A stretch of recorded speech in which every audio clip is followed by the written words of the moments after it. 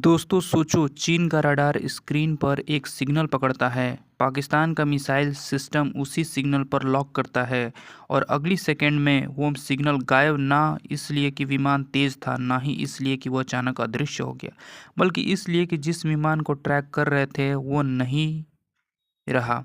यह कोई science fiction नहीं है, यह कोई सोशल मीडिया की बनाई हुई कहानी नहीं है।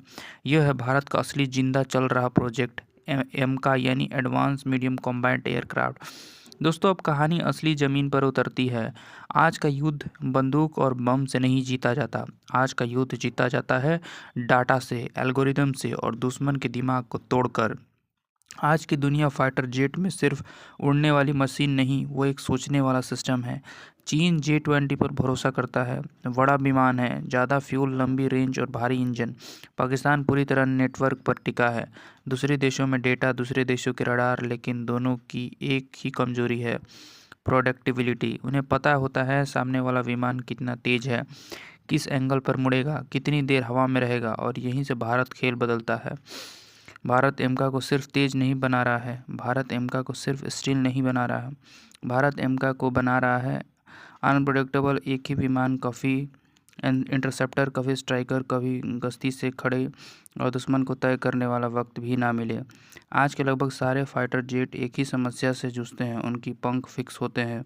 मतलब एक ही विंग शेप, टेक ऑफ के लिए, क्रूज के लिए और कॉम्बैट के लिए। हर स्टेज पर थोड़ा थोड़ा कॉम्प्रोमाइज़, और यहीं से आता है एक खतरनाक आइडिया, मॉर्फिंग विंग टेक्नोलॉजी। यह कोई जादू नहीं है, यह कोई इनविजिबल क्लॉक नहीं है, यह है एरोडायनेमिक मटेरियल साइंस और सॉफ्टवेयर का खेल। ऐसा पंख जो उड़ान के दौरान फेल हो सकते हैं, थोड़ा सिकुड़ सकते हैं और थोड़ा बिहेवियर बदल सकते हैं। धीमी स्टेबल उड़ान चाहिए, विंग वैसा बिहेव करेगा। तेज पेनिट्रेशन चाहिए, विंग पीछे की तरफ मुड़ेगा। और सबसे खतरनाक बात, कम जॉइंट, कम सेप्स इट्स और ज़्यादा कंटिन्यूअस सरफेस। इससे रडार को साफ सिग्नल वापस नहीं मिलता।